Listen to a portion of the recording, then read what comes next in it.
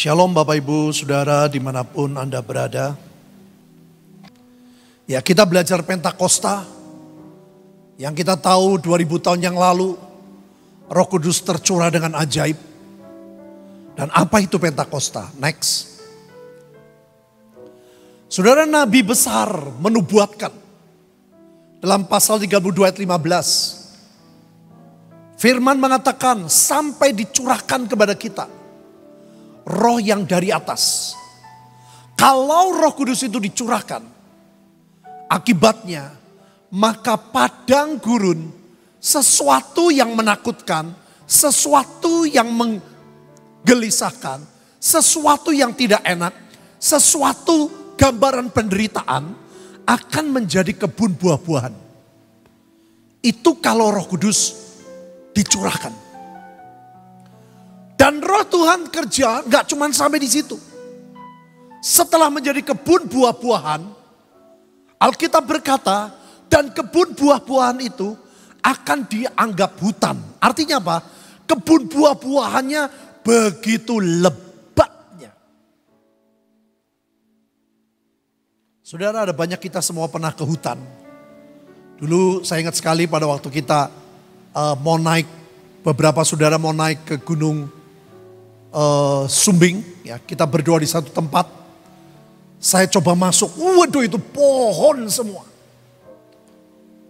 Semuanya pohon. Ya, begitu banyaknya sehingga tidak bisa terhitung. Saudara, ini adalah gambaran. Kebun buah-buahan itu bicara pemulihan. Kalau Roh Kudus dicurahkan, harus terjadi pemulihan. Tapi Tuhan gak cuma cukup sekedar pemulihan. Targetnya Tuhan, maunya Tuhan, keinginan Tuhan adalah kebun buah-buahan yang begitu lebat. Artinya pemulihan segala sesuatu. Apa itu segala sesuatu? Rohani, jiwani, keluarga, kesehatan tubuh, dan ekonomi. Itu adalah pemulihan segala sesuatu yang saya katakan next. Nah saudara, ini adalah tanda-tanda Pentakosta. Kisah Rasul 24 ayat 13, 4-13. Maka penuhlah mereka dengan Roh Kudus. Lalu mereka mulai berkata-kata dalam bahasa-bahasa lain. Seperti yang diberikan roh itu kepada mereka untuk mengatakannya. Waktu itu di Yerusalem diam orang-orang Yahudi yang saleh dari segala bangsa di bawah kolong langit. Ketika turun bunyi itu, berkerumurlah orang banyak. Mereka bingung karena mereka masing-masing mendengar rasul-rasul berkata dalam bahasa mereka sendiri. Mereka semua tercengang, heran, lalu berkata, bukankah mereka semua yang berkata-kata orang Galilea? Bagaimana mungkin kita masing-masing mendengar mereka berkata dalam bahasa kita sendiri, yaitu bahasa yang kita pakai dalam negeri asal kita. Kita orang Parsia, Media, Elam, Mesopotamia, Yudea, Kapadokia, Pontus, Asia, Frigia, Pamfilia, Mesir, dan daerah Libya yang berdekatan Kirene, pendatang-pendatang di Roma. Sudah luar biasa. Nah, baik orang Yahudi maupun penganut agama Yahudi, orang Kreta, orang Arab, kita mendengar. Nah, sudah lihat apa itu tanda Pentakosta? Mereka mendengar, mereka berbahasa dengan berbagai macam bahasa yang lain, tentang perbuatan-perbuatan besar yang dilakukan Allah. Mereka semuanya tercengang-cengang, sangat termangu-mangu sambil berkata seorang kepada yang lain, apakah artinya ini? Tapi lihat ayat 13, tetapi orang lain menyindir, mereka sedang mabuk oleh anggur manis. Jadi Pentakosta tidak untuk semua orang, Bapak Ibu. Berkat Pentakosta tidak untuk semua orang. Ada orang-orang yang mengalami keajaiban. Ada orang-orang yang mendadak melihat lidah-lidah api. Mereka berbahasa roh. Dan mereka mengatakan perbuatan-perbuatan besar. Semua heran. Tapi tetap saudara, ada orang lain yang tidak merasakan apa-apa. Makanya hari-hari ini hati-hati saudara. Saudara harus tahu kita ini sedang berjalan kemana. Ke arah kekudusan, ke arah perkenanan, atau sebaliknya, ke arah kecemaran, ke arah ketidakbenaran. Kita harus tahu kita sedang berjalan di mana. Sebab tidak untuk semua orang, Bapak Ibu. Pentakosta adalah perbuatan Tuhan. Dari padang gurun berubah menjadi kebun buah-buahan. Maka dari itu saudara, saya ingin mengajak Bapak Ibu mengerti. Inilah tanda-tanda Pentakosta. Tapi jangan berhenti sampai tanda-tanda Pentakosta. Mereka bahasa roh, mereka lihat lidah api, mereka semua tercengang, mereka semua lihat hal-hal yang ajaib. Tidak berhenti sampai di situ. Ini yang sering kali saudara, saya kadang-kadang lihat ada orang bahasa roh bisa kenceng. Ada orang didoain bisa geblak. Saudara, itu gak salah. Tapi yang lebih penting bukan cuman tandanya. Tapi buah Pentakostanya. Karena dikatakan kebun buah-buahan. Bukan cuman tanaman. Ada buah yang dipetik. Ada buah yang dinikmati. Ada buah yang menjadi berkat buat banyak orang. Kenapa kita membagi-bagi, saudara? Bukan kita mau show. Karena kita lihat, saudara. Ini kesempatan yang sangat ajaib. Di saat mereka seperti ini. Di saat banyak orang pun tidak berani, saudara. Rata-rata titip ke institusi tertentu. Titip, mereka nggak berani. Ini waktu yang paling istimewa. Buat saudara dan saya. Apa itu? Bukan tanda, tapi buah Pentakosta. Next. Inilah buah Pentakosta, saudara. Alkitab berkata, dengan bertekun, dengan sehati, mereka berkumpul tiap-tiap minggu dalam bait Allah. Tiap minggu, tiap hari, saudara. Ini kalau bukan pekerjaan roh Tuhan gak bisa. Kenapa? Saudara pelajari kehidupan Kisah Rasul. Tiap hari mereka ke bait Allah. Tapi keluarganya harmonis. Tiap hari mereka ke bait Allah. Tapi pekerjaan mereka tidak kacau. Tiap hari ke bait Allah. Tapi semuanya tetap berjalan. Kadang-kadang ada orang begitu. Gereja terus. Suaminya gak diurusin. Anak-anak gak diurusin. Itu bukan buah Pentakosta, saudara. Ini luar biasa. Tiap hari mereka di bait Allah. Mereka memecahkan roti di rumah masing-masing secara bergilir. Komselnya hidup sekali. Betul-betul ingin saling menceritakan, menguatkan satu dengan yang lain. Mereka makan bersama-sama dengan gembira. Dengan tulus hati. Sambil memuji Allah. Ini saudara yang ajaib. Mereka apa dikatakan? Disukai semua orang. Jadi tetangganya, loh kok bisa ya? Dulu keluarganya ribut, kok sekarang gak ribut ya? Dulu kok banyak sakit, sekarang kok enggak ya? Kok dulunya ngomongnya ngawur, sekarang ngomongnya kok bener? Tiap hari kok di bait Allah, membuat semua orang menyukai. Akibatnya apa Bapak Ibu? Tiap-tiap hari Tuhan menambah jumlah mereka dengan orang yang diselamatkan. Orang yang ke gereja belum tentu diselamatkan. Tapi orang yang diselamatkan dia ke gereja. Berbeda. Ini buah Pentakosta. Di dalamnya mengandung rohani, mengandung jiwa, mengandung keluarga. Ini pemulihan segala sesuatu. Belum saudara. Yang jasmani. Ini ajaib. Salah satu saya gak bisa tunjukkan banyak ayat. Bahkan mereka membawa orang sakit keluar. Ke jalan raya. Membaringkan di atas balai-balai. Dan tilam. Supaya apabila Petrus lewat. Setidak-tidaknya bayangannya mengenai salah seorang dari mereka. Saya pernah baca buku saudara. Di zaman itu. Orang-orang sakit saudara. Dia tahu kapan rasul-rasul itu keluar dari bait Allah. Keluar dari sini mau kemana? Mereka sudah ngatur matahari dari mana. Oh dari timur ke barat. Itu orang-orang sakit saudara. Ditaruh di bagian yang nanti kalau rasul lewat. Bayangannya kena orang sakit. Saudara lihat buah Pentakosta, bayangannya saja menyembuhkan orang. Kalau kita lihat janji Tuhan, Pentakosta kedua jauh lebih hebat. Ini Pentakosta pertama loh. Kayak gini saudara. Hari-hari ini kita belum lihat itu. Bayangannya, loh orang sembuh. Saya nggak bisa bayangin, itu radiasinya begitu hebat.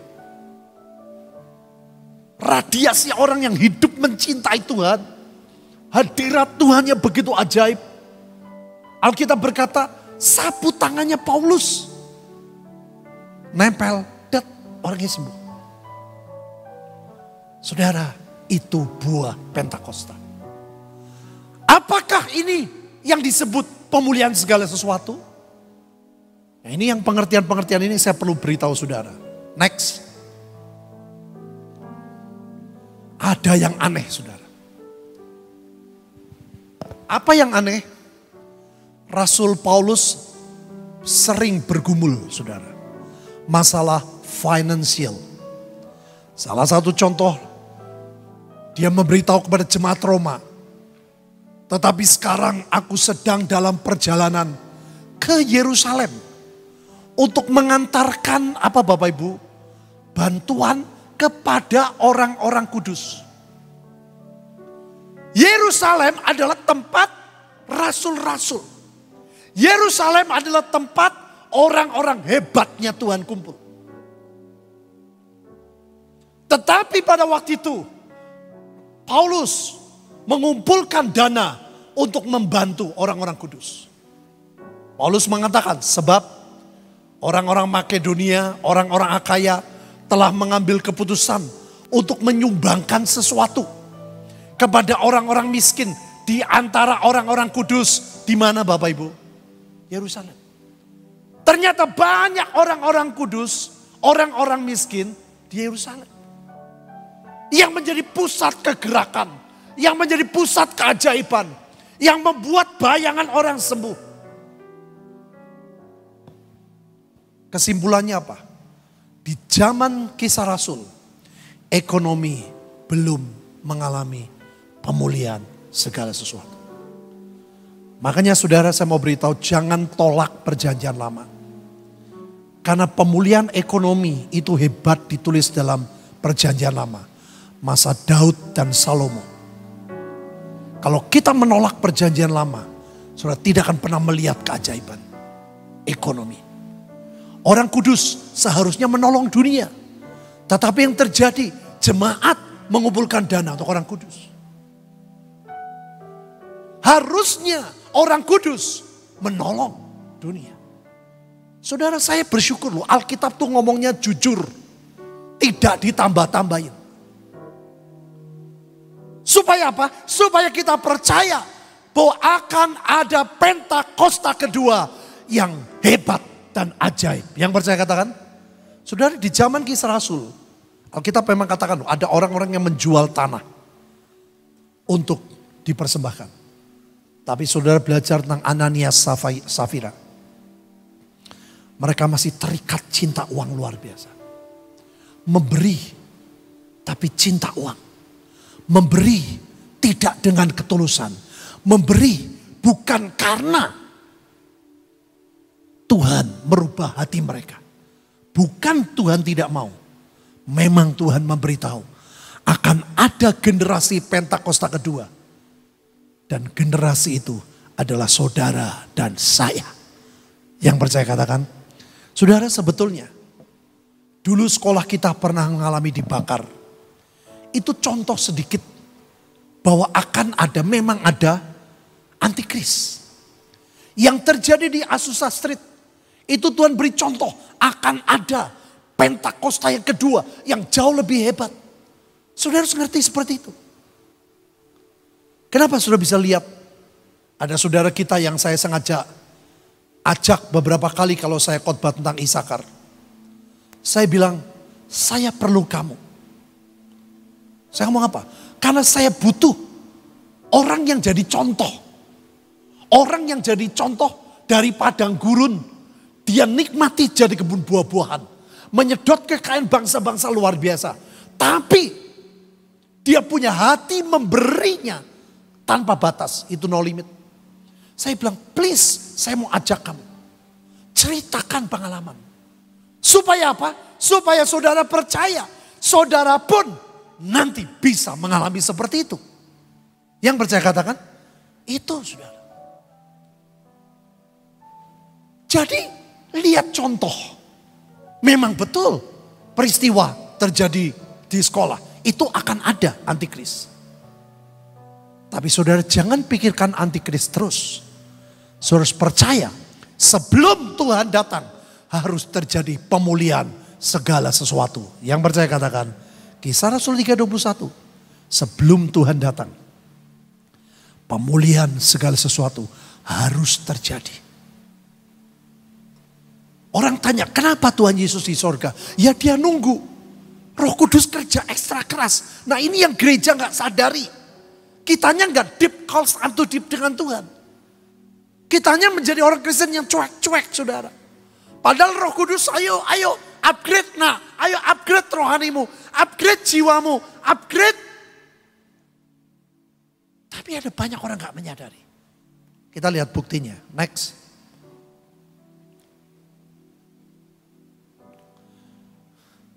Tuhan Yesus ngomong begini. Aku berkata kepadamu. Sesungguhnya barang siapa percaya kepadaku. Ia akan melakukan juga pekerjaan-pekerjaan yang kulakukan.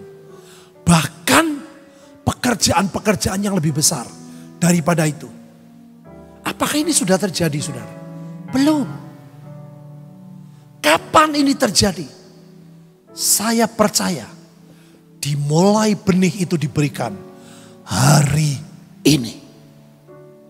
Yang sepakat katakan amin. Saya sepakat dengan Tuhan. Saya sepakat dengan nabi-nabinya. Oh hari ini mulai diberikan benih itu. Segera kita akan lihat buahnya saudara. Segera kita akan lihat pekerjaan Tuhan. Nah yang menarik. Dikatakan sebab aku pergi kepada Bapa. Kenapa dikatakan pergi kepada Bapa? Karena setelah dia pergi. Roh Kudus kerja ekstra keras. Kalau Tuhan Yesus nggak pergi, dia cuman ada di Israel, dia nggak kemana-mana. Tapi dia pergi, Roh Kudus kerja di seluruh dunia, di Temanggung, di mana-mana. Roh Kudus kerja ekstra keras. Kitanya nggak sadar, kita nggak percaya, kita nggak menunggu, kita tidak mengharapkan peristiwa ini. Bayangannya nyembuhin. Saya nggak tahu nanti seperti apa. Nggak semua orang sekali lagi Bapak Ibu. Tapi firman Tuhan. Ya dan amin. Ini yang saya ajak saudara. Saudara nangkep perjalanannya. Sehingga hidupmu nggak bosan. Hidupmu tidak gelisah. Engkau tahu. Oh Tuhan sedang begini. Oh ini Tuhan sekarang sedang di sini. Next. Kisah Rasul 3:21 dikatakan seperti yang dikatakan nabi-nabi zaman dahulu. Hai Bani Sion, ini gereja. Bersorak-soraklah, bersukacitalah. Bukan karena yang lain, karena Tuhan. Oh bersukacita karena aku dapat berkat. Oh bersukacita karena aku dapat untung. Bukan. Bersukacitalah karena Tuhan. Sebab apa? Telah diberikannya kepadamu hujan pada awal musim dengan adilnya. Ini nubuatan terjadi di zaman Kisah Rasul. Yang saya katakan tadi. Tapi enggak cuman ini. Dan diturunkannya. Bukan telah. Dan diturunkannya kepadamu hujan. Hujan pada awal. Hujan pada akhir musim. Jadi dua hujan dikumpulkan jadi satu.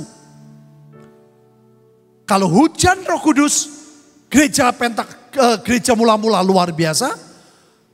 Mulai hari ini kita akan terus berjalan 2 kali lipat pencurahannya.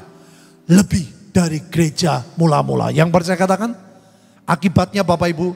Tempat-tempat pengirikan menjadi penuh dengan gandum. Tempat pemerasan kelimpahan anggur dan minyak. Ini bicara keuangan Bapak Ibu. Gandum ini beras. Minyak itu kebutuhan. Anggur. Lambang kebahagiaan. diri saudara bukan untuk memperkaya diri. Kemarin pada waktu kita kumpul, saya sebetulnya sedih sekali. Ada laporan di sebuah desa, kita sebetulnya sudah mau membawa saudara sejumlah barang sesuai dengan survei, mapping atau informasi sekian orang miskin. Hanya dari desa atau lurah setempat mengatakan enggak usah. Loh kenapa? Katanya orang kita. Karena kalau enggak dibagi semua nanti iri. Daripada tidak lebih baik enggak jadi semua. Aduh itu dengar gitu tuh enggak enak saudara. Coba kalau dana kita tidak terbatas. Coba kalau dana kita, kalau semua orang ngalami seperti ini. Kita akan berkata, gak masalah. Semua kita akan bagi. Yang nangkep katakan, saudara mau tidak mau. Kita harus menghitung hari-hari ini. Menghitung nanti yang kita evaluasi. Yang kita mau datang yang kedua kali. Datang ketiga kali. Mungkin keempat kali. Siapa? Puluhan ribu. Saudara bayangin. Bermiliat-miliat saudara. Maka dari itu saya mengajak saudara percaya janji Tuhan. Tempat-tempat pengirikanmu penuh dengan gandum. Engkau tidak kekurangan. Halo, yang percaya katakan. Engkau bisa bagikan itu. Pemerasan kelimpahan, anggur minyak. Saudara bisa alirkan kepada yang lain. Saya bilang oke lah. Tapi apa yang kita lakukan. Itu sudah sejalan dengan Tuhan mau. Kita sedang melangkah ke situ. Kita sedang melangkah kepada kelimpahan yang sepakat katakan. Kita sedang melangkah memberi. Kita sedang melangkah. Di saat ada banyak orang, ada banyak gereja diam, ada banyak yayasan diam, kita melangkah untuk melakukan sesuatu. Kita sedang di jalan yang tepat. Apa kata Tuhan? Aku akan memulihkan kepadamu tahun-tahun yang hasilnya dimakan habis oleh belalang pindahan. Ini rohani, belalang pelompat ini jiwa yang buat keluarga berantakan. Pelahap ini ekonomi, pengerip ini kesehatan. Tentaraku yang besar, kukirim ke antara kamu. Kita nggak tahu. Malaikat Tuhan jauh lebih banyak dari virus corona menyertai saudara dan saya. Yang saya katakan, ini janji Tuhan saudara. Maka kamu akan makan banyak-banyak dan menjadi kenyang. Saudara, Tuhan itu yang dipikiran cuma satu. Bagaimana anak-anaknya bahagia. Dan setelah bahagia, membagikan kebahagiaan kepada orang lain. Supaya orang yang belum percaya Yesus melihat Yesus dalam hidup saudara dan saya. Yang percaya katakan, ini perjalanan saudara. Kamu akan memuji-muji nama Tuhan Allahmu. Yang telah memperlakukan kamu dengan ajaib. Saudara, nanti kita lihat keajaiban. Nanti, sekarang kita pasti lihat keajaiban. Piye carane mbuh ora weruh. Sampai Tuhan ngomong, umatku tidak akan menjadi untuk berapa lama Bapak Ibu? Selama-lamanya. Ngomong gak cuma sekali loh. Kamu akan mengetahui bahwa aku ini ada di antara Israel. Bahwa aku ini Tuhan adalah Allahmu. Tidak ada yang lain. Dan umatku tidak akan menjadi malu lagi itu selama. Kenapa 2 kali? Ini serius saudara Tuhan. Kita tuh jujur kita malu. Rohaninya bagus. Keluarganya enggak harmonis. Rohaninya bagus. Keluarga harmonis. Ekonominya jelek. Rohaninya bagus. Keluarga harmonis. Ekonomi bagus. Sakit-sakitan. Kita masih malu. Tapi Tuhan. Roh Tuhan. Akan membuat engkau tidak malu. Untuk selama-lamanya. Itu yang dijanjikan Tuhan. Nah saudara, ini matematika. Ini matematik. Kapan gereja Kisah Rasul yang hebat tadi, yang awal musim berlangsung? Sampai abad yang keempat.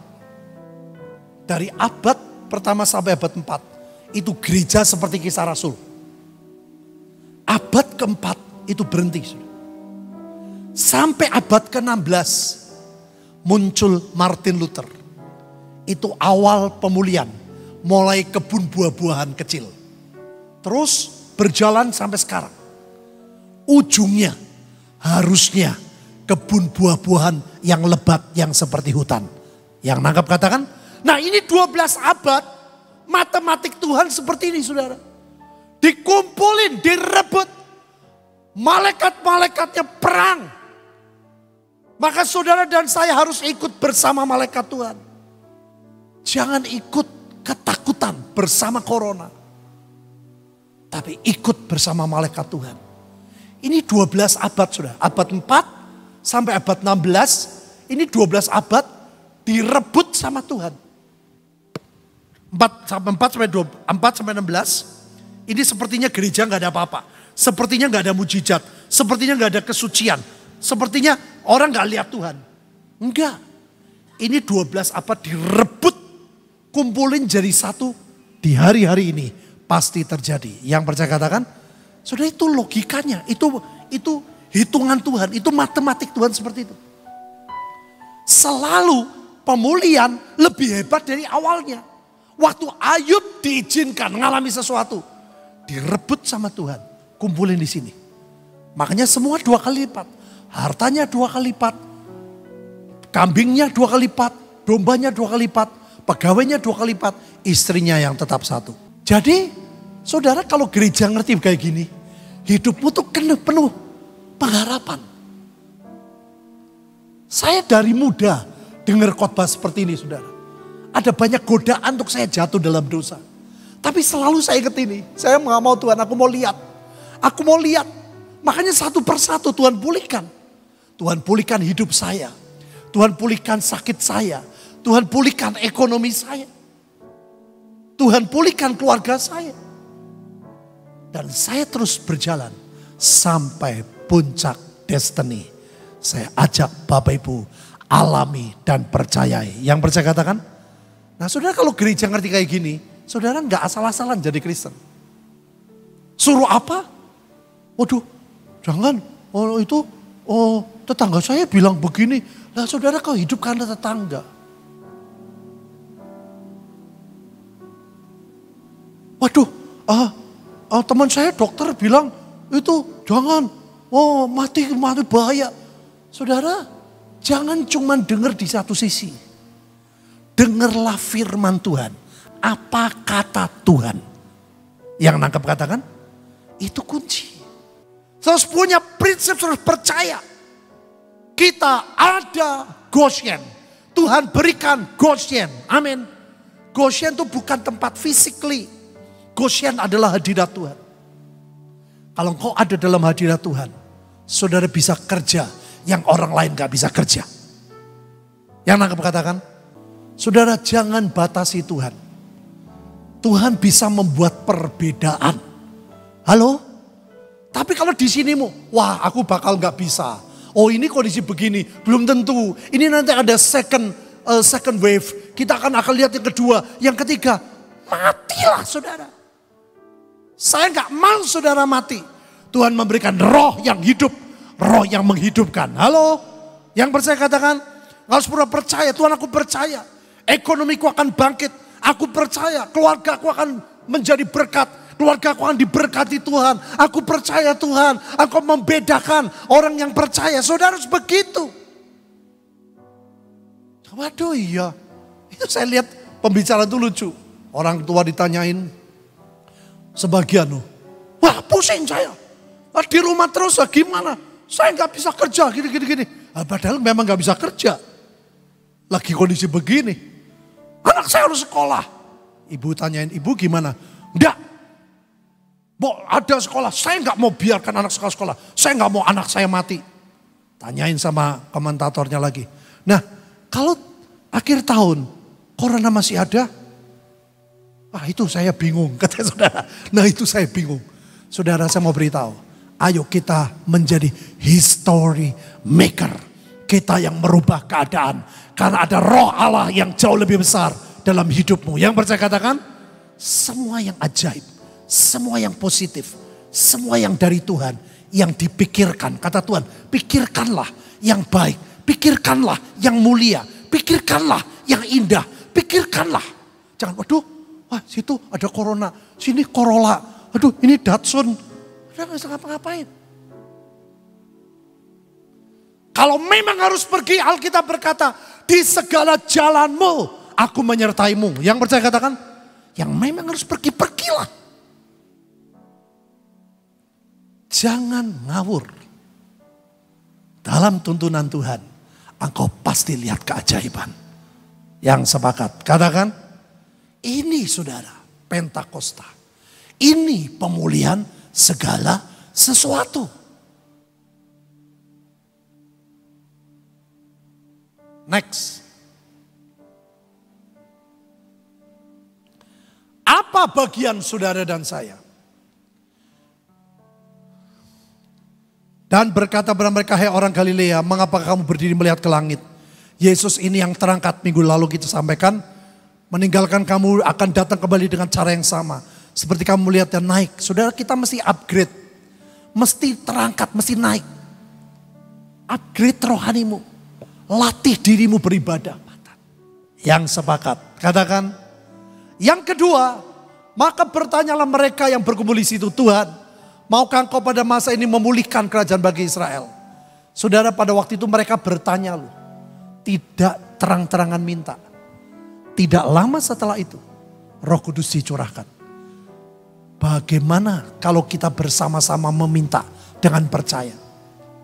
Bagaimana kalau kita deklarasi bersama-sama? Yang ketiga, ini menarik sekali saudara. When you send forth your spirit and give them breath, they are created. Saudara, ketika Tuhan mengirimkan rohnya, yang pertama diberikan adalah breath, nafas kehidupan. Ini yang dikhotbahkan Bu Linda 2 minggu lalu. 2 minggu lalu. Ini harus diperkatakan. Nafas kehidupan diberikan Tuhan bukan cuma ditaruh di hidup saudara. Harus diucapkan. Itu tulang-tulang kering, gak langsung ngomong sekali jadi pasukan, tidak. Berangsur ngomong, jadilah aku bernubuat kepadamu. Hai tulang-tulang kering, jadilah hidup. Gak langsung hidup. Muncul dulu, Alkitab berkatakan urat-uratnya. Muncul lagi, diperkatakan lagi. Muncul dagingnya, diperkatakan lagi. Rohnya hidup, diperkatakan lagi. Dia berdiri. Perkataan iman itu gak cuman sekali.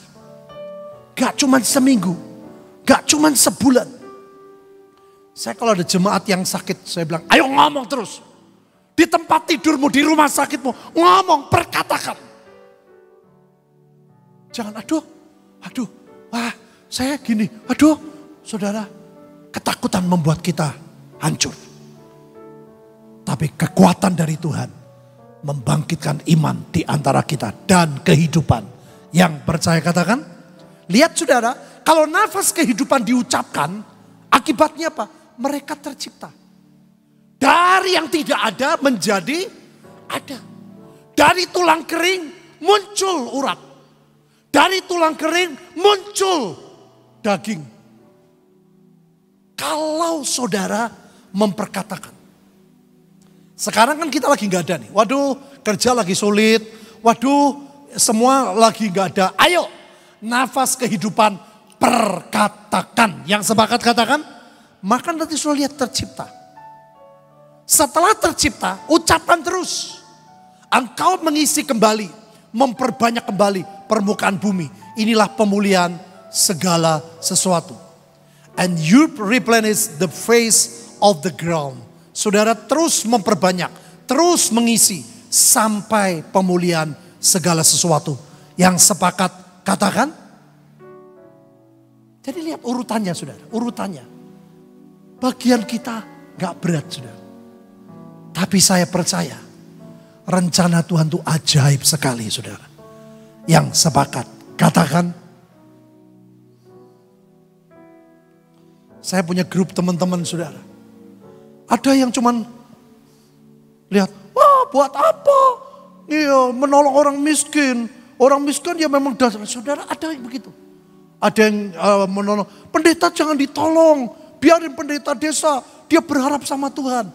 Ada satu orang yang bilang, jangan kebanyakan teori, praktekmu mana. Hidup kita harus jadi berkat.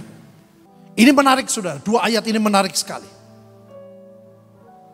Lukas 11 ayat 13. Jika kamu yang jahat tahu memberi pemberian yang baik kepada anak-anakmu, apalagi Bapamu yang di sorga, Ia akan memberikan Roh Kudus kepada mereka yang meminta kepadanya. Sudah, ini bahasa sindiran. Ada banyak anak-anak Tuhan datang kepada Tuhan gak minta Roh Kudus. Yang diminta Tuhan, pekerjaanku lu lagi macet. Tuhan, tokoku sepi. Tuhan, ini sakit. Saudara gak salah. Tapi Tuhan pengen kita minta lebih dari itu. Bapak yang baik memberikan kepada anak-anaknya. Saya gak pernah saudara, kalau anak saya minta. Saya selalu berusaha minimal seperti yang dia minta. Kalau bisa lebih. Yang membangkitkan hidupnya. Itu Bapak dunia, Alkitab berkata yang jahat. Apalagi Bapak di sorga. Nah cuman sayangnya gereja gak pernah minta Roh Kudus. Yang diminta Tuhan, duitku Tuhan. Tuhan kau tahu nih Tuhan, kerjaanku sepi. Tuhan kau tahu Tuhan. Aku butuh ini, aku butuh itu. Saudara gak salah. Tapi ini yang harusnya kita fokus. Saudara tahu kunci Kisah Rasul apa sih? Ini kuncinya. Yang membuat gereja Kisah Rasul terjadi, ini kuncinya. Yeskel 36. Tuhan berkata, kamu akan kuberikan hati yang baru. Pada saat kita minta Roh Kudus. Dan roh yang baru dalam batinmu. Aku akan menjauhkan dari tubuhmu hati yang keras. Ini sebetulnya nomor 1 saudara. Ada orang dapat mimpi dikasih tongkat. Kita tanya, Tuhan itu tongkat apa? Itu tongkat otoritas. Untuk apa? Untuk mengalahkan dirimu. Untuk mengalahkan dagingmu. Untuk mengalahkan kelemahanmu. Bukan yang lain, itu nomor 1. Mengalahkan dosamu. Mengalahkan keinginanmu yang bertolakan dengan keinginan Tuhan. Yang mengalahkan ketakutanmu. Kuberikan hatimu kepadamu hati yang taat. Rohku akan kuberikan dalam batinmu. Aku akan membuat kamu hidup menurut segala ketetapanku. Ini roh Tuhan saudara. Tuhan bilang ayo ke gereja doa. Zaman Kisah Rasul tiap hari doa. Karena ini bukan manusia. Tapi manusia gak pernah minta. Kalau ini ada dalam hidup saudara. Rohani kita dipulihkan nomor 1. Keluarga pasti dipulihkan. Kesehatan pasti dipulihkan. Ekonomi pasti diberkati. Yang percaya katakan sumbernya dari sini. Kamu membuat menurut segala ketetapanku. Tetap berpegang pada peraturan-peraturanku. Dan melakukannya. Bukan cuma teori. Melakukan. Tuhan bilang ini bisnis ini gak baik nak. Kamu bakal rugi. Oke Tuhan.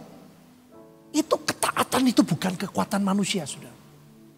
Saya tanya Tuhan. Apa yang kau mau sampaikan untuk Pentakosta ini? Tuhan bilang bukan hujan Roh Kudus. Saudara itu bukan. Tapi ini nomor 1. Kalau ini kita minta dengan pengertian. Ini akan merubah seluruh aspek hidup kita. Yang percaya. Katakan. Kesimpulannya next. Pemulihan segala sesuatu terjadi dulu. Baru Tuhan Yesus datang menjemput di awan-awan. Jangan pikirkan tentang antikris Bapak Ibu. Kalau engkau memikirkan antikris membuat engkau tidak bisa apa-apa. Engkau sedih, engkau gelisah.